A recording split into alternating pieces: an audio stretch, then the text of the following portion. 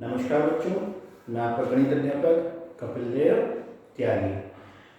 देखिए बच्चों, हम लोग द्विघात समीकरण पढ़ रहे थे। द्विघात समीकरण के बारे में आपको बताया था कि द्विघात समीकरण एक द्विघात बहुपदी है और उसे समीकरण के रूप में लिखा जाता है, यानी कि बराबर में उसके जीरो लगाया जाता है।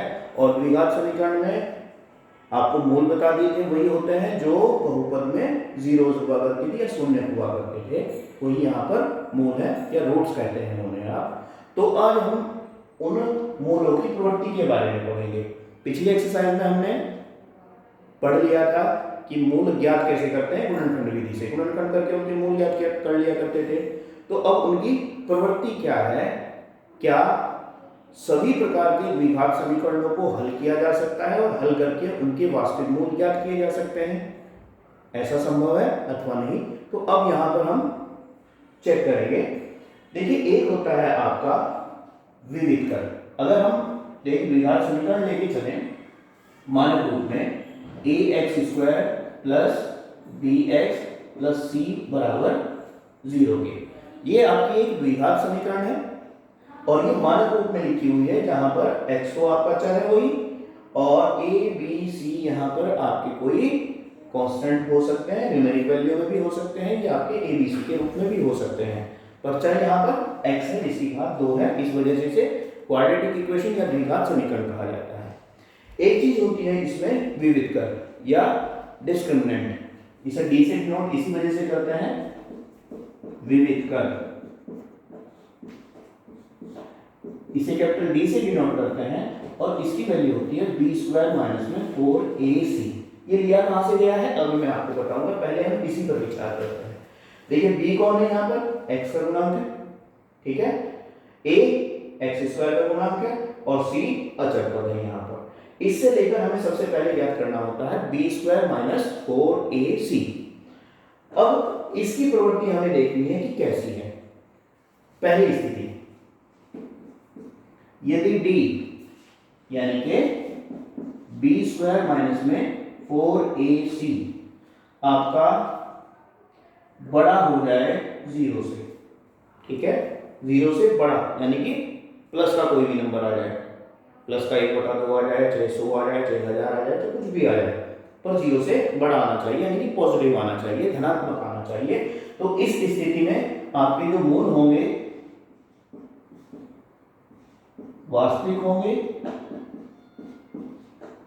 और भिन्न होंगे,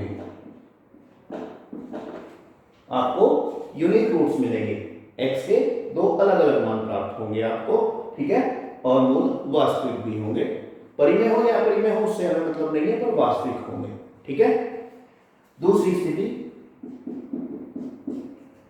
यदि d यानी कि b² माइनस में 4ac ये बराबर आ जाए 0 के, ये 0 के बाद एग्जैक्ट बराबर आ गया, यानी कि हल करने के बाद इनके गुणांकों में संबंध देखने के बाद हमें पता चला कि इनका मान तो 0 आ रहा है। तो इस स्थिति में मूल आपके वास्तविक तो होंगे परंतु समान भी होंगे, यानी कि x की दो इक्वल वैल्यूज आएंगी, दो बराबर मान आएंगे, ठीक है। जो मूल पहला है वही मूल दूसरा भी आपको प्राप्त होगा।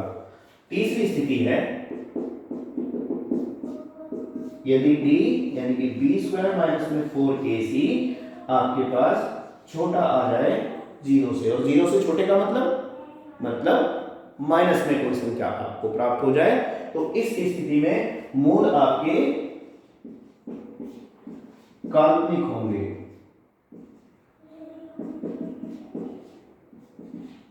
और भिन्न होंगे, अलग अलग दो मूल होंगे और आपके काल्पनिक होंगे। तो काल्पनिक को तो हमें निकालना ही नहीं है, क्योंकि काल्पनिक संख्याएं अभी तक ना आपके 10वीं तक आपके सिलेबस में है, ना आपको इन्हें ज्ञात करना है। तो दोनों जो पहली स्थितियां हैं इसमें आपको समीकरण को हल करना पड़ेगा और उसके मूल आपको निकालने पड़ेंगे। इन दोनों स्थितियों को अच्छी तरीके से समझ लीजिए। और तीसरी स्थिति में यदि तीसरी स्थिति आती है तो आप लिख देंगे कि मूल इसके वास्तविक नहीं है और आगे आपको उसे हल करने की आवश्यकता नहीं पड़ेगी, ठीक है। पहली दोनों स्थितियों में आपको हल करने की आवश्यकता पड़ती है। अब हम बात कर रहे थे कि ये d यानी कि बी स्क्वायर माइनस 4ac आया कहां से। देखिए हमने करा है गुणनखंड विधि से, यानी कि स्प्लिट द मिड टर्म्स को स्प्लिट करके हम इसके गुणनखंड किया करते थे और तब x का मान निकाला करते थे। कभी कभी ऐसा होता है कि हम मिड टर्म्स को स्प्लिट नहीं कर पाते, तो ऐसी स्थिति में क्या करें, क्या हल नहीं हो पाएगी। हम इसे टर्म्स को तो स्प्लिट कर नहीं पा रहे हैं और इन दोनों स्थितियों में से कोई सी एक स्थिति बन रही है, तो यानी कि मूल तो उसके निकलेंगे, और निकलेंगे तो फिर वो कैसे निकलेंगे जब गुणनखंड नहीं हो रहे। तो हमारे एक गणितज्ञ हुए श्रीधर आचार्य। श्रीधर आचार्य ने एक फॉर्मूला दिया था, एक सूत्र दिया था, x is equal to minus B plus minus under root में बी स्क्वायर माइनस में 4ac अपॉन में 2a। डायरेक्ट इस फॉर्मूले में रख के b का, a का और c का मान हम डायरेक्टली इसके मूल ज्ञात कर सकते हैं। तो यहां पे ध्यान दीजिए, बी स्क्वायर माइनस 4ac कहां है, ये वर्गमूल के अंदर रखा हुआ है, ठीक है। और ये अगर वर्गमूल के अंदर है और इसके तीसरे गुण पर ध्यान दीजिए, यहाँ पर जो तीसरा हमने नियम बताया, अगर ये 0 से छोटा है, माइनस का है, तो यानी कि ये संख्या माइनस की कहां आ गई, वर्गमूल के अंदर, और वर्गमूल के अंदर माइनस की संख्या है तो वो एक काल्पनिक संख्या है, उसका कोई सॉल्यूशन नहीं हो सकता। तो इस वजह से हम कहते हैं कि मूल काल्पनिक है, ठीक है।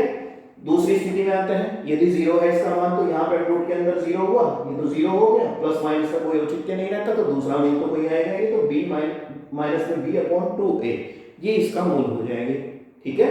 b माइनस 2a जो भी आएगा वही उसके एकमात्र मूल होंगे और दोनों बराबर होंगे।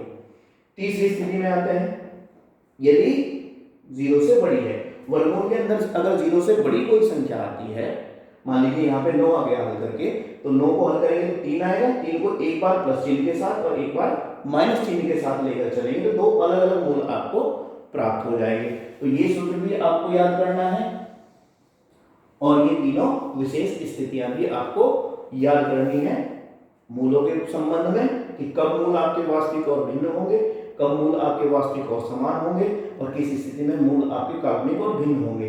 ये होते क्यों है, ये इस सूत्र के माध्यम से मैंने आपको बता दिया है। इस सूत्र को आप बोलते हैं श्रीधर आचार्य का सूत्र। गणितज्ञ थे श्रीधर आचार्य, ठीक है। इसी सूत्र के बारे में कुछ आपको विशेष बताऊं कि जब अरबी लोगों ने हमला किया था उस टाइम पे हमारे बहुत सारे ग्रंथ यहाँ से उठाकर वो ले गए थे, उनके जो गणितज्ञ हैं उन्होंने फिर अपने नाम से इसे चलाया इस सूत्र को, पर इसके जो मूल खोजकर्ता थे वो श्रीधर आचार्य थे और वो उनसे कहीं बहुत पहले, वर्षों पहले उन्होंने इसे इजाद कर दिया था, सूत्र को इसका निर्धारण कर दिया था। उसके बाद कुछ लोगों ने इसे अपने नाम से चलाने का प्रयास किया है, परंतु मूल रूप से ये श्रीधर आचार्य जो गणितज्ञ थे उन्हीं के द्वारा प्रतिपादित किया गया है और उन्हीं के नाम से ये चलता भी है, ठीक है। तो इसे आप ध्यान से पढ़ेंगे। अब हम इस पर आधारित प्रश्नों को करते हैं और उन्हें करना आरंभ करते हैं।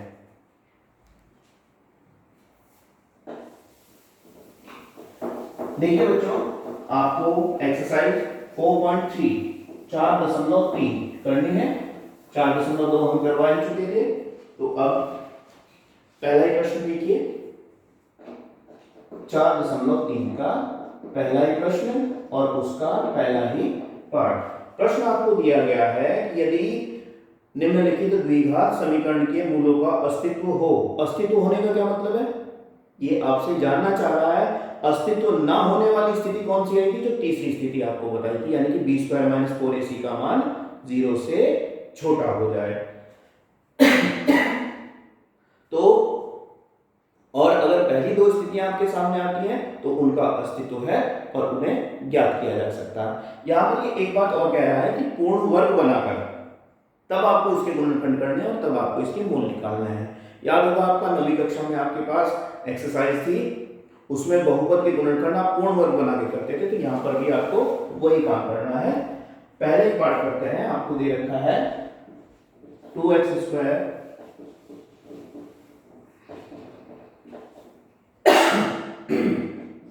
बराबर 0 के। ठीक है, अब इसे हमें पूर्ण वर्ग बनाना है। पूर्ण वर्ग बनाने के लिए सबसे पहले हमारे पास a स्क्वायर है।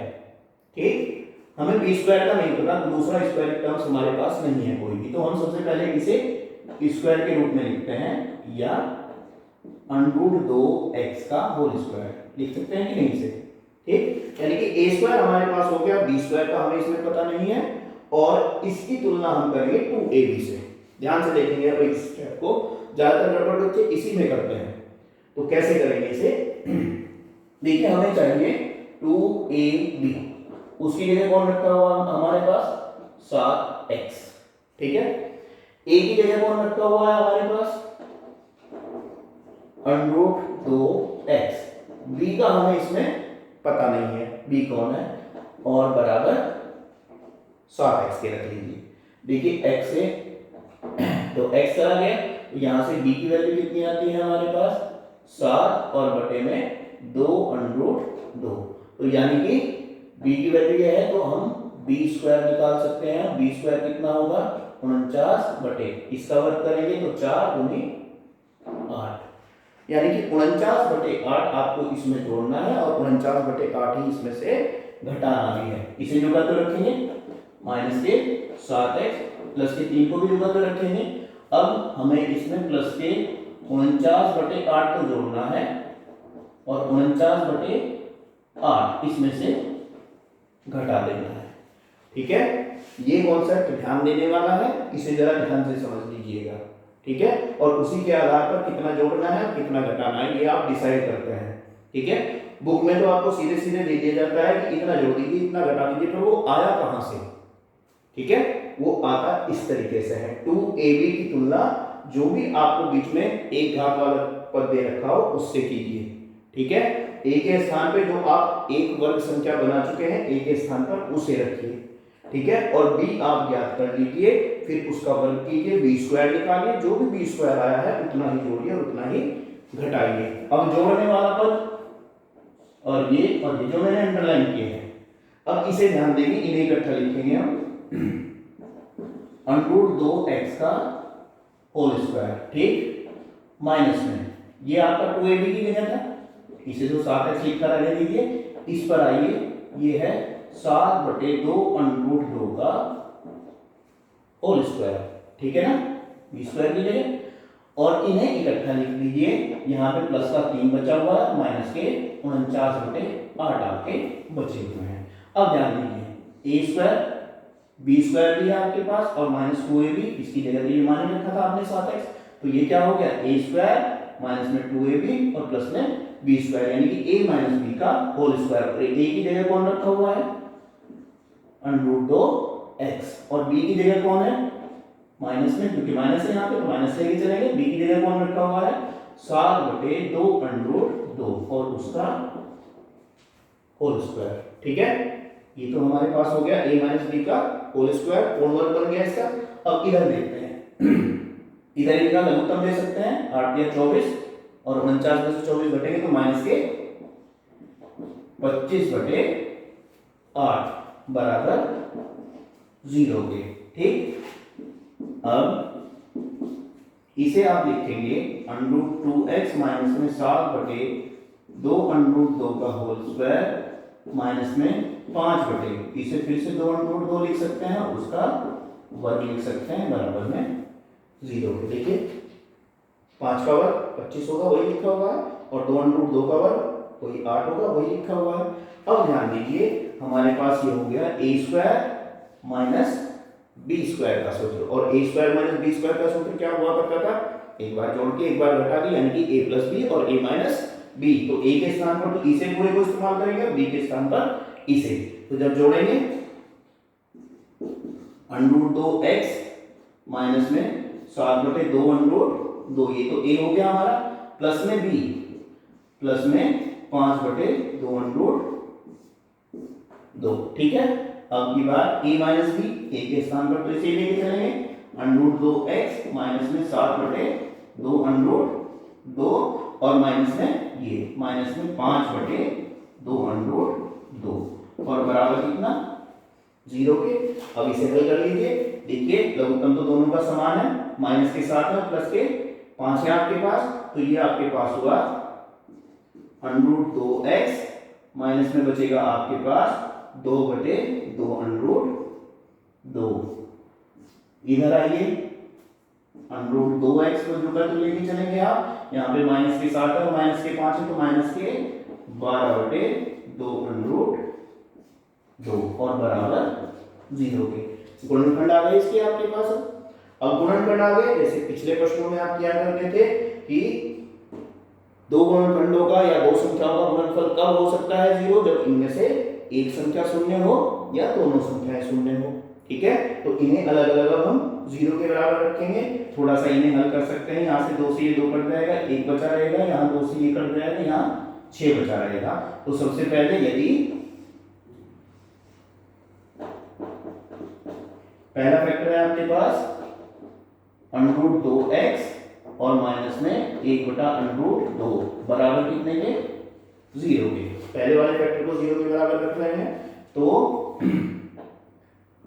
√2x बराबर ये माइनस का इधर जाके प्लस का होगा 1/√2 के, और x बराबर 1 ये √2 बटे में जाएगा इसके, और √2 पहले से ही रखा हुआ था तो 1/2 पहला मूल निकल आया आपके पास।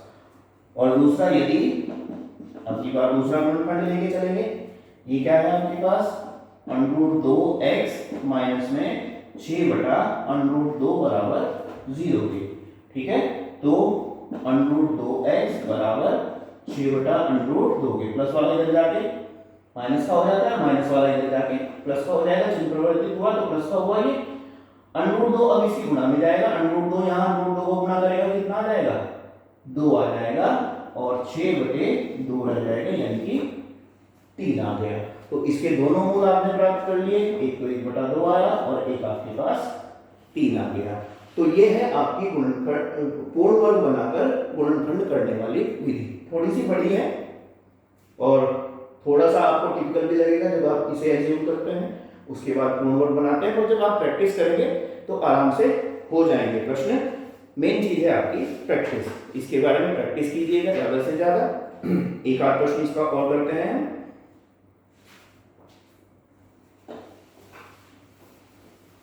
शायद थोड़ा क्लियर होगा और ज्यादा आपको।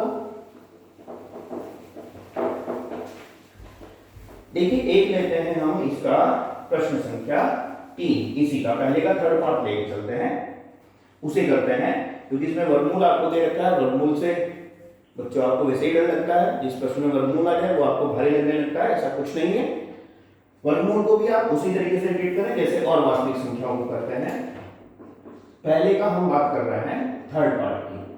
प्रश्न आपको दे रखा है 4x² प्लस में 4√3x और प्लस में 3 = 0 के। ठीक है, अब देखिए स्थिति यहां पर a² आपके पास है 4x का 2x का होल स्क्वायर, इसका वर्ग करेंगे तो देखिए यही आ गया। ठीक है, 2ab के स्थान पर रखा हुआ है हमारे पास ये, और b² का हमें इसमें पता नहीं है, इस पद को छोड़ दीजिए, इसे भूल जाइए, तो बाद में एडजस्ट हो जाता है अपने आप ही। तो अब हमें निकालना है b कौन है वो, तो उसके लिए हम लिखते हैं 2ab बराबर किसके, जो आपके पास ये मध्य पद है 4√3x के। ठीक, a के स्थान पर जो हम a² बना चुके हैं उसे रखिए, 2 गुणा में a के स्थान पर कौन है 2x है, और b का हमें पता नहीं है 4√3x। देखिए x से तो x चला गया। ठीक है, अब b बराबर 2 में 4 बटे में जाएंगे, 4√3 और बटे में 4 कितना आया √3। ठीक है, और b² अगर आप निकालना चाहते हैं तो वो कितना होगा 3 हो जाएगा आपके पास। तो यानी कि b² की जगह पे आपको 3 चाहिए, तो 3 तो ऑलरेडी रखा हुआ है, तो अब इसमें हमें ना तो जोड़ने की आवश्यकता है और ना इसमें से कुछ घटाने की आवश्यकता है। तो अब आप क्या लिखेंगे 4√3x प्लस में √3 का होल स्क्वायर बराबर 0 के। अब ध्यान दीजिए a² है हमारे पास, b² ये भी है हमारे पास। ठीक है, और 2ab की जगह हम ये मान के चले ही थे, तो ये क्या बन गया आपके पास a प्लस बी का होल स्क्वायर, यानी कि a की जगह पे 2x है और b की जगह पे हमारे पास √3 है और उसका होल स्क्वायर बराबर 0 के। तो अब अगर इसे गुणनखंड रूप में आप लिखेंगे तो 2x प्लस में √3 स्क्वायर का मतलब क्या होता है, इसकी दो बार गुना, तो यानी कि 2x प्लस में √3 ये दो बार लिखा जाएगा। और फिर विधि वही कि दो संख्याओं की जीरो कब हो सकती है, जब इनमें से एक संख्या कम से कम जीरो हो या दोनों जीरो हो। तो यदि पहला फैक्टर 2x प्लस में √3 बराबर 0 लेके चलते हैं तो x का मान आएगा माइनस के √3 इधर आ जाएंगे और बटे में ये चला जाएगा, तो इस वाले फैक्टर से भी निकालेंगे तो वही आपके पास √3 बटे 2 विद माइनस साइन, तो दोनों मूल आपके बराबर आ रहे हैं। ठीक है, इस तरीके से आप इसे ज्ञात कर सकते हैं इनके पूर्ण वर्ग बना के। ये मैंने आपको बताया पूर्ण वर्ग बनाने वाली विधि। ठीक है, उससे पहले इस प्रश्न में हमें क्या करना होता है, इस तरीके के प्रश्नों में कि हमें ये देखना होता है कि इन्हें आप हल कर सकते हैं या नहीं। ठीक, अब हम उस कॉन्सेप्ट को भी देखते हैं। मैंने आपको बताया था कि आपको उससे पहले ज्ञात करना होता है b² माइनस में 4ac, किसी भी प्रश्न को हल करने से पहले। ये तो मैंने आपको पूर्ण वर्ग बना के गुणनखंड करने वाली विधि बता दी। यदि इसी प्रश्न में हमें देखना था कि ये समीकरण हल होने लायक है या नहीं है, या इनके मूलों का अस्तित्व है या नहीं है, तो हमें ये ज्ञात करना होता है b² माइनस 4ac।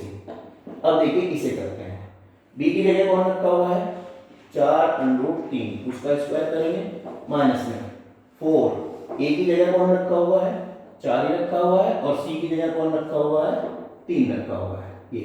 ठीक है, यहाँ पे इसका वर्ग करते हैं, 4 का वर्ग करेंगे तो 16 और √3 का वर्ग करेंगे तो 3, माइनस में यहाँ से भी 16, 4 चौक 16 किया 48 और ये भी 48 माइनस में 48, तो कितना है आपके पास 0, यानी कि b² माइनस 4ac बराबर आ रहा है 0 के, और 0 के बराबर आ रहा है तो दूसरे वाली कंडीशन बन रही है, यानी कि इसके मूल जो है वो वास्तविक है और समान है। अब देखिए मूल वास्तविक भी है, ठीक है, और समान भी है। यही स्थिति आपको बताने के लिए मैंने यहां पर इसे हल किया है। ठीक है, पहले वाले प्रश्न में अलग अलग आ रहे थे तो वहां पर b² माइनस 4ac का जो मान होगा वो 0 से बड़ा आ जाएगा, यानी कि प्लस में कुछ ना कोई संख्या निकल आएगी। यहाँ पे जैसे 48 में से 48 कट के 0 हो गया, ऐसा नहीं होगा। 48 में यहाँ 40 आ जाए, 35 आ जाए, कुछ भी आ जाए, तो यहाँ पर कोई एक प्लस की संख्या आपको प्राप्त होगी। ठीक है, ये आपके समझ में आ गया होगा। तो शेष 2 प्रश्न इसमें बचते हैं, वो आप लोग खुद करेंगे। ठीक है, अब दूसरे प्रश्न में ये कह रहा है कि इन्हीं प्रश्नों को जो आपको प्रश्न संख्या 1 में दे रखे हैं द्विघाती सूत्र का उपयोग करके, अब द्विघाती सूत्र क्या है, जो मैंने आपको श्रीधराचार्य सूत्र बताया है, उसी का प्रयोग करके आपको इन्हें हल करना है। अब कैसे, प्रश्न को हम इसी को रखते हैं और इसी पर हम अप्लाई करते हैं द्विघाती सूत्र या श्रीधराचार्य सूत्र जो है। ठीक है, सबसे पहले हम इसमें डिफाइन कर लेंगे कि a कौन है, b कौन है और c कौन है। a कौन है यहाँ पर आपके पास 4 है, b कौन है यहाँ 4√3 है और c कौन है 3। केवल गुणांक लेने हैं हमें इनके। ठीक है, x को इसके साथ इंक्लूड मत कीजिए, चिन्ह को भी साथ लेके चलना है क्योंकि सभी प्लस के हैं तो हमने प्लस लिखा नहीं है। अगर कोई माइनस का होता तो उसे माइनस का लेके चलना पड़ता। कुछ बच्चे गलती क्या करते हैं कि माइनस चिन्ह अगर यहाँ दे रखा है तो माइनस को छोड़ देंगे, वो नहीं करना है, या x को इसके साथ इंक्लूड नहीं करना है। केवल गुणा में जो संख्या रखी हुई है वो लेनी है abc के रूप में। ठीक, अब हम सूत्र देखते हैं, क्या था, x = -b प्लस माइनस √ में b² माइनस 4ac और अपॉन में 2a। ठीक, अभी इससे पहले हमने b² माइनस 4ac निकाला ही था, वो हमारा 0 आया था, तो यहाँ पर भी हम उसे निकाल के दिखाएंगे। माइनस में b के स्थान पर कौन है 4√3 प्लस माइनस √ में b², जब इसका स्क्वायर करेंगे तो 4√3 का वर्ग माइनस में 4ac a के स्थान पर 4 ही रखा हुआ है, c के स्थान पर 3 रखा हुआ है, जैसे हमने करके दिखाया था अभी। और बटे में 2a, 2 गुना a के स्थान पर कौन रखा हुआ है, 4 रखा हुआ है। ठीक है, आगे बढ़ते हैं। इसमें माइनस में 4√3 प्लस माइनस अंडरूट में 4 का वर्ग 16 और √3 का वर्ग 3, 16 किया कितना हुआ 48, और ये भी माइनस में 48 बटे में 8। 48 में से 48 घटिए तो 0 होगा, और 0 का वर्गमूल 0 ही होता है आपके पास। तो आपके पास बचा हुआ है माइनस में 4√3 और बटे में 8। देखिए 4 से कट जाएगा 2 बार, तो आपके पास कितना आया माइनस में √3 बटे में 2। तो x का ये मान आया आपके पास, और क्योंकि आपके पास b² - 4ac यहाँ पे 0 आ रहा है, तो x के 2 बराबर मान होंगे, माइनस में √3 बटे 2 और दूसरा भी माइनस में √3 बटे 2। ये इसके 2 समान मूल आ जाएंगे। ये था आपका द्विघाती सूत्र। इसके द्वारा आप इन प्रश्नों को हल कर सकते हैं। सबसे पहले आप चेक करेंगे b² - 4ac का मान क्या आ रहा है। ठीक है, अगर वो आपका 0 या 0 से बड़ा आ रहा है तो आप उसे हल कर सकते हैं। अगर प्रश्न में दिया गया है कि द्विघाती सूत्र के द्वारा ज्ञात कीजिए, तो द्विघाती सूत्र के द्वारा ज्ञात कर लीजिए। और प्रश्न में दे रखा है गुणनखंड विधि द्वारा करिए, तो गुणनखंड विधि द्वारा ज्ञात कर सकते हैं। और अगर प्रश्न में कुछ भी नहीं दे रखा है तो फिर आपकी मर्जी है, जैसे चाहे वैसे उसे आप हल कर सकते हैं। ठीक है, अब आते हैं प्रश्न नंबर 3 पर। आगे बढ़ते हैं। आगे देखिए, प्रश्नों में आपको कुछ युगपत समीकरणें दे रखी हैं, जो पिछली प्रश्नावली में मैंने आपको बनानी बताई थी। उसी तरीके की समीकरणें दे रखी है, उन्हें आप बनाएंगे और आप द्विघाती सूत्र से भी ज्ञात कर सकते हैं, पूर्ण वर्ग बना के भी ज्ञात कर सकते हैं, और गुणनखंड विधि द्वारा भी ज्ञात कर सकते हैं। इसमें कोई स्पेसिफाई नहीं है कि आप किस विधि से ज्ञात करें, और यदि स्पेसिफाई कर दिया जाए, आपको बता दिया जाए कि इस विधि से ज्ञात कीजिए, तब तो आपको वही विधि इस्तेमाल करनी पड़ेगी। अभी हम बात करते हैं प्रश्न नंबर 3 के फर्स्ट पार्ट की। देखिए, हम इन्हें सिंप्लीफाई करेंगे और सिंप्लीफाई करने के बाद हल इन्हें आप लोग खुद करेंगे। प्रश्न है आपके पास x - 1/x = 3a। ठीक है, तो यहां पर क्या करना होता है, हमें इसमें लघुत्तम ले लेंगे x, इसके बटे में 1 मान के।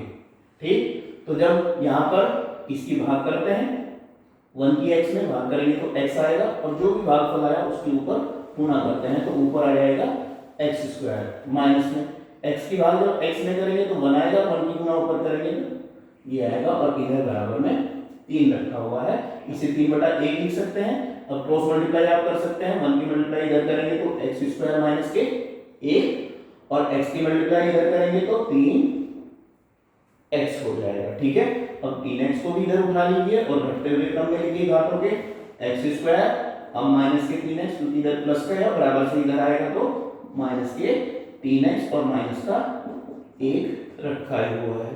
ठीक है, तो सबसे पहले आप इसमें b² - 4ac का मान ज्ञात कर लीजिए।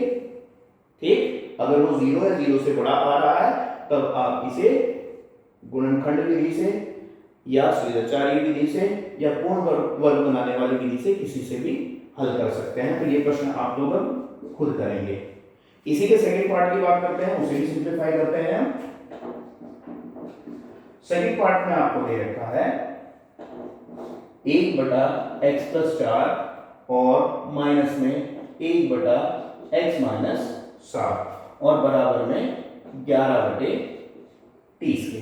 ठीक है, ये प्रश्न आपको दे रखा है, तो कहीं से आपको द्विघात लग लेगा, पर अब जब इसे हम हल करेंगे लघुत्तम लेके, तब आपको ये एक द्विघात समीकरण के रूप में मिलेगा। वही काम, लेफ्ट साइड वालों का लघुत्तम ले लीजिए। लघुत्तम क्योंकि दोनों में कॉमन फैक्टर कुछ है ही नहीं, यहाँ पर x + 4 है, यहाँ पर x - 7 है, तो लघुत्तम इन्हें गुणा के रूप में आप लिख सकते हैं, x + 4 और x - 7। ठीक है, अभी मैंने बताया था x + 4 की भाग जब किस में करेंगे, लघुत्तम में, तो x + 4 तो कट जाएगा, बचा कौन रहेगा, x - 7। उसकी गुणा आप यहाँ ऊपर करते हैं तो यहाँ पे आ गया x - 7, बीच में वही चीज जो रखा हुआ है माइनस का, x - 7 की भाग यहाँ पे करेंगे तो x - 7 तो कट जाएगा, बचेगा x + 4। x + 4 यहाँ पे रखेंगे और बाहर क्योंकि माइनस है तो इसे ब्रैकेट में ले लीजिए, और यहाँ से 11/30 जो बदल चलेगा। ठीक, आगे हम करते हैं इसी x - 7 माइनस में x और माइनस में 4 बटे में इनकी गुणा करके लिख सकते हैं आप। गुणा करेंगे तो एक्स स्क्वायर माइनस के 3x आ जाएगा और माइनस के 28 आ जाएगा। इसके और इसकी गुणा करनी आप लोगों को आती है, छोटी कक्षा में आपने 7वीं 8वीं में कर रखी है वो गुणा, वही यहाँ पर है आपकी, और बराबर 11 बटे 30 के। ऊपर देखिए यहाँ x से तो x कर दिया, माइनस के 7 है और माइनस के 4 है, तो यहाँ पर बचा माइनस के 11 बटे में एक्स स्क्वायर माइनस के 3x और माइनस के 28 बराबर इधर भी 11 बटे 30। अब क्योंकि ये आपको एक समीकरण दिखाई दे रही है और मैंने आपको बताया था कि किसी भी समीकरण में जब बराबर रखा हुआ हो बीच में तो उस पूरी समीकरण को किसी एक संख्या से भाग दे दें या किसी एक संख्या से गुणा कर दें तो उस पर कोई प्रभाव नहीं पड़ता। तो यहाँ पर मुझे दोनों तरफ 11 दिखाई दे रहा है, तो आप 11 से पूरी समीकरण को भाग दे सकते हैं। कुछ लोग तो ये भी करते हैं कि 11 से 11 को काट दीजिए, ठीक है, यहाँ पर -1 बच जाएगा, यहाँ पर 1 बच जाएगा। काटने का मतलब नहीं होता, कटते नहीं, वो भाग दी जाती है। भाग देने पर यहाँ पर कितना बचेगा, माइनस के 1 बचेगा, अपॉन में वही एक्स स्क्वायर माइनस में 3x माइनस के 28 और इधर 1 बचेगा अपॉन में 30। अब क्रॉस मल्टीप्लाई कर दीजिए इसकी उठा के, ठीक है, 1 की मल्टीप्लाई तो इसमें हो गया, -1 की मल्टीप्लाई इसमें जाएगी, तो जब 1 की मल्टीप्लाई इधर होगी तो ये हो गया एक्स स्क्वायर माइनस में 3x माइनस में 28 और जब 30 की मल्टीप्लाई इधर होगी तो माइनस के 30, ये इधर आके जुड़ेगा इसमें एक्स स्क्वायर माइनस के 3x और जब माइनस के 30 इधर आएगा तो प्लस के 30 होगा। यहाँ पहले से माइनस के 28 रखे हुए हैं तो माइनस के 28 और प्लस के 30 कितने होंगे आपके पास, प्लस के 2 बराबर 0 के, ठीक है। तो ये आपके पास एक द्विघात समीकरण आ गई। अब आप इसे गुणनखंड विधि से करें, चाहे सीधाचार्य विधि से करें, चाहे पूर्ण वर्ग बना के करें, किसी भी विधि से आप इसे हल कर सकते हैं। और इसके बाद जो प्रश्न आपके शुरू होते हैं 4 से लगा करके, इस तरीके के युगपत प्रश्न मैं आपको पीछे करा चुका हूं। तो आप क्या करेंगे, इसमें प्रैक्टिस करेंगे, पहले इनकी समीकरणें बनाएंगे, द्विघात समीकरण जैसे मैंने पीछे बनवाई है आपके पीछे क्वेश्चनों में। द्विघात समीकरण बनाने के बाद फिर उन्हें आप किसी भी विधि से हल करें और उनके मूल ज्ञात करें, x का मान ज्ञात करें, ठीक है बच्चों। तो उम्मीद करता हूं बहुत कुछ आपकी समझ में आया भी होगा और आप प्रैक्टिस करें। उससे पहले प्रश्नावली में दिए गए उदाहरणों को जरूर करें, जो आपको एग्जाम्पल्स दिए होते हैं उनसे काफी सहायता आपको मिल जाएगी, ठीक है। और घर पर रहें, सुरक्षित रहें, अपना ध्यान रखें, अपने परिवार का ध्यान रखें। धन्यवाद, नमस्कार।